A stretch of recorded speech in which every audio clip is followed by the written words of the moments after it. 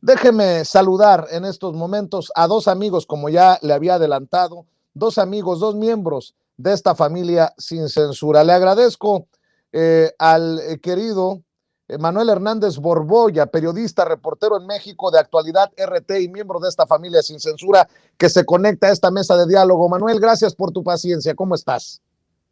Hola, ¿qué tal, Vicente? ¿Cómo estás? Feliz cumpleaños y un gusto estar aquí contigo y con Ramiro en esta mesa de análisis. Gracias, Manuel, gracias. También saludo al sensei, al escritor, analista político y miembro de esta familia sin censura, Ramiro Padilla Tondo. ¿Cómo estás, Ramiro?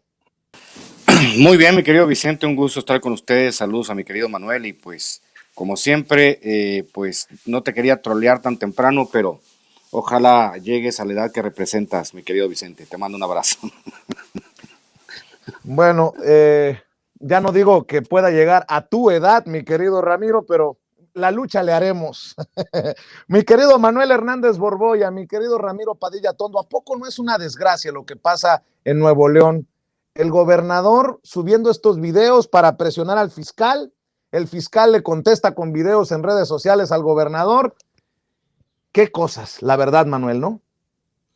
Sí, pues desde hace ya varias semanas algunos colegas, como el mismo Alejandro Almazán, habían comentado que este pleito o esta situación de los feminicidios en Nuevo León tiene que ver con una disputa política entre algunos grupos de poder dentro de Monterrey, y hablaba de cómo pues algunas fuentes indicaban que hay un choque entre la fiscalía y el grupo político al que representa.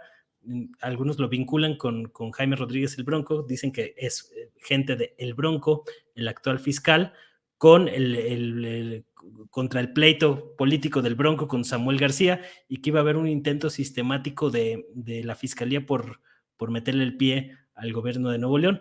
Este pleito, pues más o menos está sosteniendo fuertemente esa hipótesis, ¿no? Aunque también hay que reconocer que el actual fiscal, pues algunos en su momento, cuando fue elegido en marzo de 2018 por el Congreso de Nuevo León como el titular de la fiscalía, lo vinculaban con exgobernadores priistas como Natividad González y Rodrigo Medina.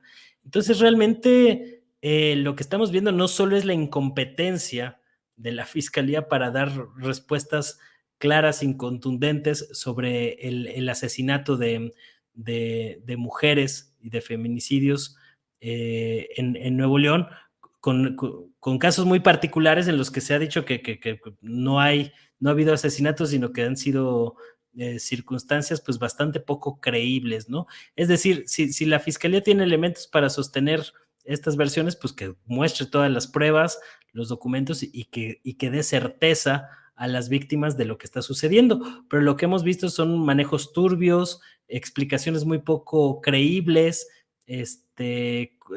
elementos fantásticos que han ingresado en estos, en el caso de Devani y en el caso de Yolanda, y que pues se ha convertido en todo un espectáculo mediático, un lamentable espectáculo mediático, tristemente, en el que se ha evidenciado la podredumbre del sistema y los pleitos entre los grupos políticos, ¿no? Este choque entre el fiscal y el gobernador Samuel García, pues deja muy mal parados pues tanto a la fiscalía como al mismo gobernador, precisamente porque muestra cómo temas tan delicados, tan sensibles que han sido puestos sobre la mira y sobre los reflectores, pues han sido un completo desastre en términos de investigación criminal y de impartición de justicia hasta el momento, ¿no?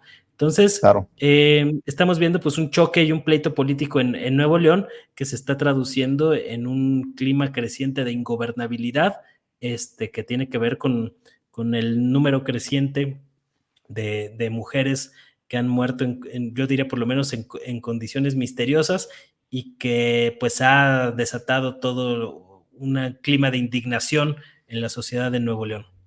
Así es, Ramiro, confirmado, no exagerábamos aquellos que advertíamos, anticipábamos que Samuel García iba a buscar gobernar desde redes sociales. Aquí está la muestra.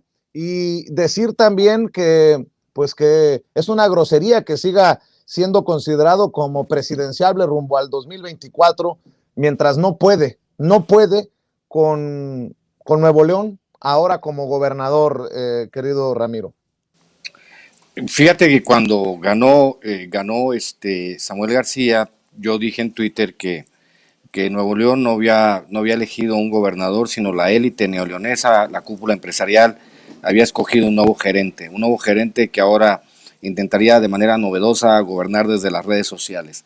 Ahí nos estamos dando cuenta que la capacidad para entender ciertos fenómenos, ciertas ideas de lo que es el poder, pues obviamente se estrella contra la realidad ante el clima tan enrarecido, no solamente por la muerte de las mujeres, sino también por la escasez del agua, que tiene muchos motivos, ¿no? En el caso de Samuel García, obviamente yo no votaría por él ni para regidor de Monterrey, y pues obviamente mucho menos para gobernador, pero también hay que recordar que Pedante Delgado es experto en inflar globos y luego desinflarlos. Ahí está el caso de Alfaro en Jalisco. Está el caso ahora de este globito que se está desinflando muy rápido, que es el caso de Samuel García, que no tiene la más remota idea qué es lo que se tiene que hacer como gobernador. Creo que nadie le explicó que hay ciertas funciones que se tienen que cumplir como gobernador y que son difíciles. El ejercicio del poder en los estados es complejo por todo lo que conlleva tratar de entender la problemática estatal, ¿no? En el caso de él, pues obviamente no tiene ni la experiencia, ni los arrestos, ni la inteligencia. Obviamente él, que se ha ganado todos sus doctorados en universidades que no existen, pues es un claro ejemplo de esta idea de la meritocracia marrullera que han trabajado muchos de los políticos mexicanos. Estamos viendo ante todo una circunstancia extraña donde todo está cayendo a pedazos, y este cuate es como un pequeño Nerón de mandíbula prominente que toca el arpa mientras Nuevo León estalla en llamas. No sé a qué grado, yo digo una broma recurrente, ¿no? Les tengo una noticia buena y una mala. La buena es que ya se va el Bronco, la mala es que pues eligieron a Samuel García, mi querido Vicente. Así es, y hablemos de personajes que toman, en otros temas, que toman su lado de la historia, que eligen de qué lado estar. Y Jorge Ramos acusa al presidente Andrés Manuel López Obrador de estar del lado de los dictadores. Hace rato decía que solo es cuestión de tiempo para que Jorge Ramos genere la narrativa en torno al dictador de México, o que de plano, como Gabriel Cuadri, le llame autócrata, o como cualquier panista le llame dictador a Andrés Manuel López Obrador.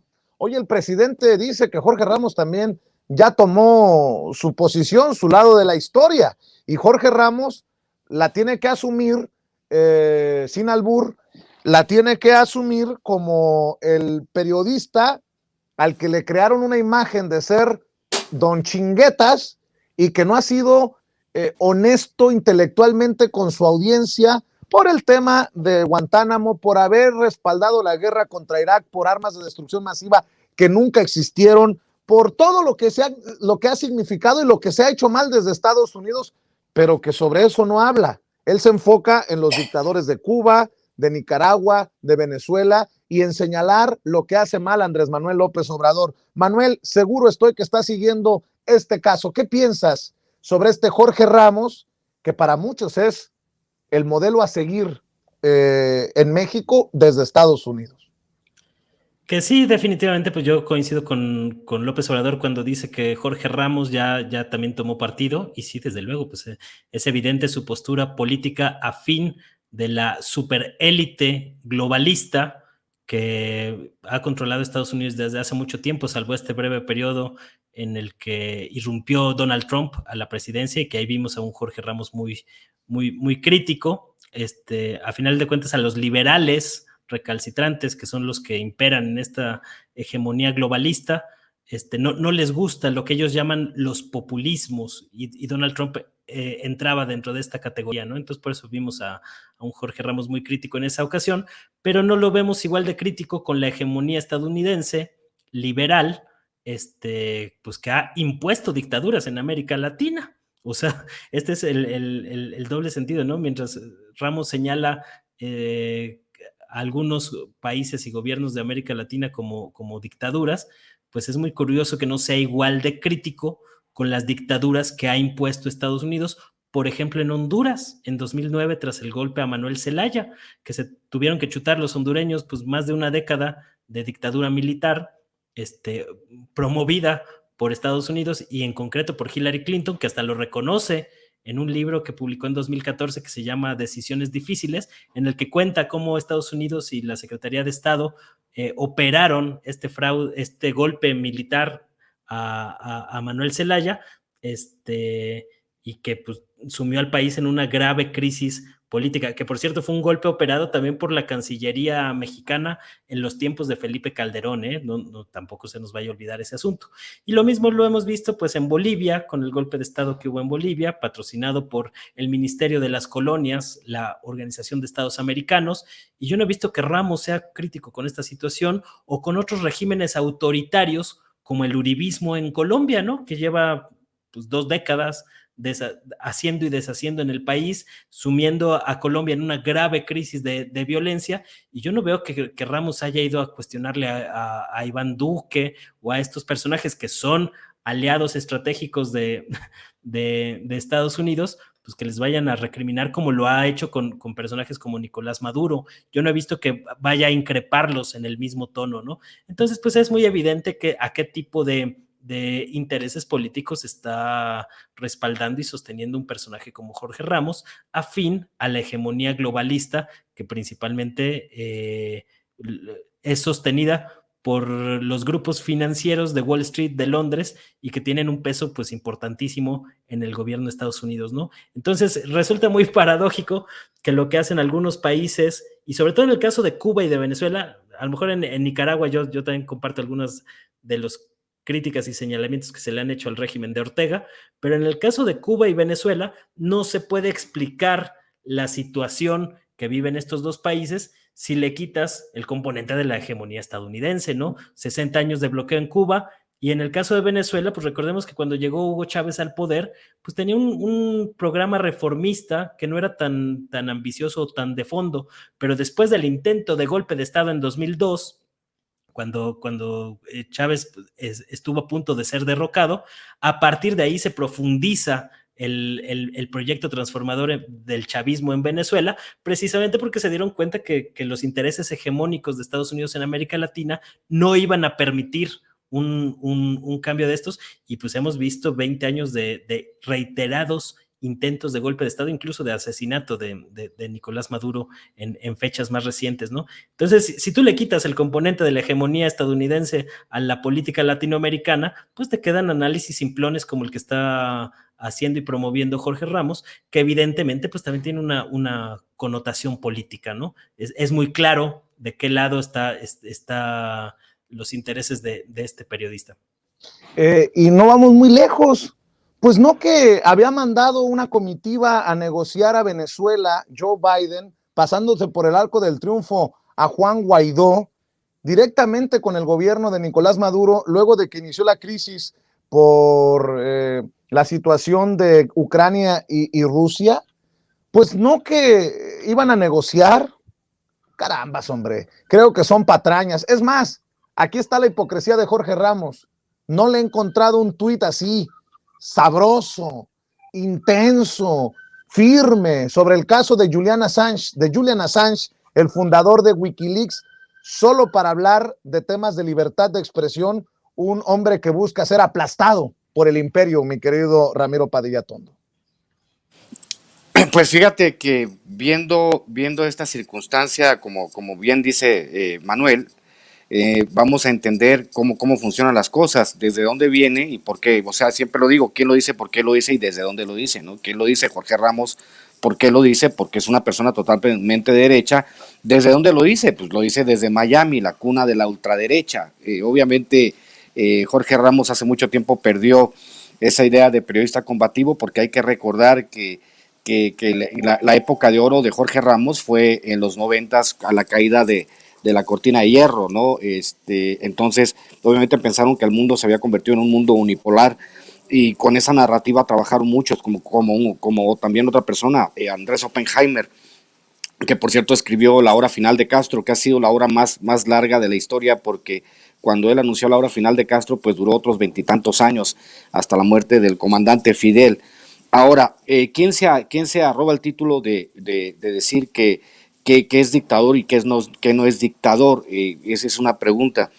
Si obviamente si estudiaran un poquito la historia de Cuba, se sorprenderían de saber que el Partido Comunista en Cuba no es un partido electoral. Entonces el Partido Comunista en Cuba tiene prohibido participar en elecciones. Entonces la legitimidad de Díaz-Canel viene precisamente de que lo eligió el pueblo, no lo eligió el Partido Comunista.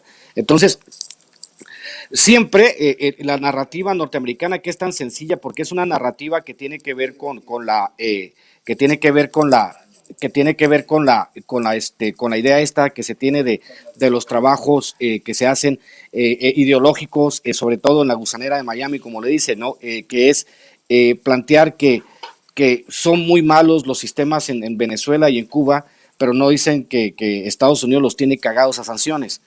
Entonces yo siempre me he preguntado si el socialismo es tan malo, ¿por qué no lo dejan fracasar solo? Que sería una pregunta. En otro sentido, el caso de Jorge Ramos y esta narrativa que ha trabajado, porque siempre le preguntamos por qué no fue y le cayó a Iván Duque, le cayó a Lenín Moreno, no, o sea, a los de derecha no los toca ni con el pétalo de una rosa, pero sí va e insulta a Maduro en Venezuela y Maduro le dice a ti, tú tendrías que estar aquí te podríamos arrestar por lo que estás haciendo, pero por respeto no lo hacemos. O cuando va a Cuba y le pregunta a Raúl Castro por todos los prisioneros políticos, y Raúl Castro con la mano en la cintura le dice, ok, denme los nombres y los libero en este momento. O sea, obviamente siempre hay esta circunstancia del trabajo ideológico que se ha mantenido a través de todas estas décadas de mentir por convivir y sobre todo porque es una cuestión de mercado. Yo le tengo que dar al mercado de la extrema derecha norteamericana, al mercado latino de extrema derecha norteamericana, lo que ellos quieren escuchar. ¿Y qué quieren escuchar?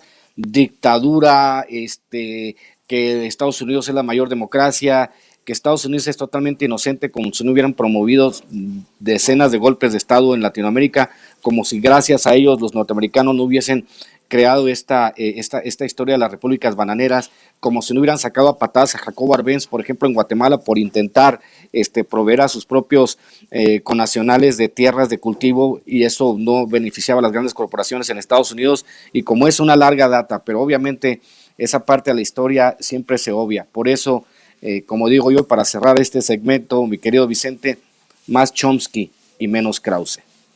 Así es, y oigan, también en el quién es quién, en las mentiras de la semana, podemos seguir criticando mucho este segmento, pero vaya que si les arde, hoy el presidente también lo reconoce, hablaron de los pepenadores y las pepenadoras de fake news y se refieren a Denise Dresser, y por si acaso por ahí también el secretario de Gobernación, Adán Augusto López Hernández, hace algunas precisiones sobre este reacomodo de vuelos entre el Aeropuerto Internacional de la Ciudad de México, el Felipe Ángeles, porque pues ya desde la oposición han tomado y le han dado mucho vuelo a este tema de un cuasi accidente en el aeropuerto Benito Juárez.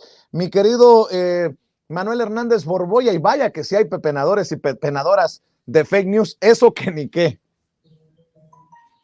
Sí, desde luego que hay quien está buscando cómo lucrar políticamente con los problemas que puede haber, por ejemplo, en el aeropuerto. Lo vimos con el tema del incidente que hubo en un aterrizaje de un avión en el Aeropuerto Internacional de la Ciudad de México, y que inmediatamente lo estaban vinculando con la construcción del Aeropuerto Internacional Felipe Ángeles, cuando no necesariamente estaban vinculados unos con otros, y hemos visto una serie de explicaciones muy forzadas, por cierto, por parte de algunos de los simpatizantes y nostálgicos del viejo régimen oligárquico neoliberal que prevaleció en México durante 30 años, tratando de vincular la construcción del aeropuerto Felipe Ángeles con los problemas de sobrecupo que ya tiene el Aeropuerto Internacional de la Ciudad de México. Y pues el tema que sobre todo llama la atención en este punto es pues lo que se inventaron algunos columnistas de acuerdo con el gobierno federal, que ha desmentido que existe un decreto en el que López Obrador obligue a varias aerolíneas a operar en el aeropuerto Felipe Ángeles, porque les interesa construir ahorita la narrativa de un aeropuerto vacío, inservible, que no tiene razón de ser. Entonces, hemos visto muy fuerte la maquinaria de los ideólogos y simpatizantes del derrotado régimen neoliberal, tratando de posicionar estos asuntos en la agenda mediática, ¿no? Entonces, por eso llama la atención lo que comenta también hoy Adán Augusto, el secretario de Gobernación, Adán Augusto López, comentando que ya hay un acuerdo para que dentro de 3 meses algunos de los vuelos o prácticamente todos los vuelos de carga que llegan a la Ciudad de México lleguen a través del Aeropuerto Internacional Felipe Ángeles para desahogar parte del tráfico que tiene el Aeropuerto Internacional de la Ciudad de México, ¿no? Entonces, pues yo diría que pues, los que traen el rollo ese del decreto, el supuesto decreto, pues que presenten las pruebas o el decreto, ¿no? Pero sería la manera más práctica de reafirmar su punto, pero pues hemos visto que esto no les interesa analizar a fondo los temas, no les interesa hacer críticas más estructuradas hacia el gobierno de López Obrador, sino que les interesa estar posicionando el escandalito de la semana o del momento para estar golpeteando. Es a lo único que se dedican, sin importarles incluso cuando su misma credibilidad va de por medio y se van debilitando sistemáticamente, porque este discurso y esta narrativa de que México es un desastre de país y que el culpable absoluto, porque nunca ahondan en otros responsables, sino que te tratan de vender la idea desde la derecha que el responsable absoluto de la crisis social y política por la que atraviesa México es el actual gobierno de López Obrador, pues no coincide con el sentir popular en todas las mediciones de encuestas, que incluso el mismo periódico Reforma pues ya le da un crecimiento de entre 60 y 70% de aprobación al gobierno de López Obrador y le da una amplísima ventaja a Morena, con todo y los problemas internos que tiene Morena y los pleitos ahí intestinos que traen arrastrando, por encima de los otros partidos políticos, ¿no? Entonces, pues esta narrativa de los columnistas de la derecha pues no coincide con el sentir popular o con el diagnóstico de que López Obrador sea el responsable absoluto y único de la crisis política, social, de violencia, de crisis humanitaria, crisis a varios niveles que atraviesa México, que fue el resultado de 30 años de neoliberalismo. Eso sí, nunca mencionan estos columnistas, comentócratas, que estaban muy cómodos durante la oligarquía neoliberal y que ahora pues todo el desastre que se construyó 30 años se lo quieren achacar al gobierno en turno, ¿no? Entonces pues es ridículo muchos de esos planteamientos, y en el tema del aeropuerto pues es muy evidente cómo hay toda una lucha política que sigue sobre el tema del aeropuerto, ¿no? Que se ha convertido en uno de los referentes o uno de las arenas políticas donde se está librando esta batalla entre el viejo régimen neoliberal oligárquico que se niega a morir y este nuevo régimen de la Cuarta Transformación que está tratando de construirse y de consolidarse. Así es, me informan que fuimos mencionados en la sesión de la Comisión Permanente, hoy sesiona la Comisión Permanente del Congreso de la Unión en el Senado de la República. El diputado Gerardo Fernández Noroña hace mención del caso de Sin Censura de un servidor, por todo lo que ha ocurrido en los últimos días. Ya iremos, el equipo de producción está buscando las declaraciones del diputado Gerardo Fernández Noroña, a quien le agradezco su solidaridad y su generosidad, pero primero cerremos con la reflexión de Ramiro Padilla Tondo, pepenadores y pepenadoras de fake news, de noticias falsas, que se ponga el saco a quien le quede, y hay muchos sacos que les van a quedar a la medida, mi querido Ramiro. La comentocracia mexicana y la intelectualidad han sido incapaces de proponer algo medianamente congruente. Como bien lo plantea Manuel, el asunto es el resultadismo a corto plazo. Y déjenme decirle a las senadoras que ayer incitaban al odio, por eso quiero cerrar diciendo mi solidaridad contigo, Vicente, con Rafa Herrera, que recibió nuevas amenazas, publicaron información sensible, publicaron información de su hijo, y eso es inaceptable bajo cualquier parámetro, porque la discusión política se tiene que dar de otra manera. Para cerrar, quiero decirles a las pepenadoras de fake news y a todos ellos que recuerden bien que la intención de voto, después de ver el programa con Paquita Lalasraqui, esto que hacen en Atypical TV, que por cierto probablemente haya sido financiado con dinero de nuestros impuestos de alguna manera, o sea, pagamos para que nos mientan. Déjenme decirles una cosa, a Kenia López Rabadán, a Xochitl Gálvez y Lili Telles. La intención de voto por Acción Nacional en las próximas elecciones de 2024 es solo del 7%. Y lo dicen sus propias encuestadoras. Si ustedes siguen con esta dinámica de querer descalificar, de querer a incitar a la violencia, pues ese 7% se puede convertir en un 3 o 4%. Básicamente Acción Nacional y el PRI están en los mínimos históricos en cuanto a intención de voto. Entonces ya sería hora que empezaran a cambiar de estrategia. Entonces sería más inteligente que hicieran algo verdaderamente constructivo en vez de jugarles a las chachalacas en programas que pues bien podrían pasar por programas de chismes, como los chismes que reprodujeron las declaraciones de cierto personaje nefasto que le gusta romper lentes, ¿no? Esta circunstancia que estamos viviendo es tan danada de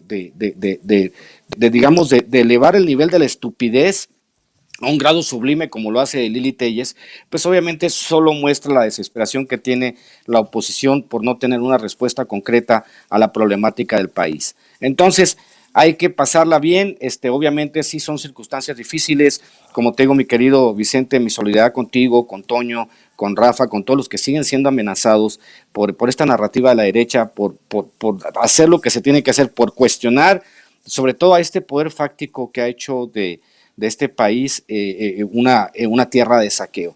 Así que vamos con todo, ya saben, @ChairoIlustrado, @Ramiro Atondo. En una semana o dos estarán saliendo la primera impresión aquí en la Ciudad de México de Hojas sin Ruta y de Maradot. Es importante que la gente se vaya enterando porque vamos a sacar esa primera impresión. Ya estamos cerca, para la gente de Estados Unidos, para la gente de México, estamos cerca de sacar Cartas un Facho. Y pues me apoyo con todo mi querido Vicente, y un abrazo a Manuel que siempre hace unos análisis muy certeros y me gusta mucho.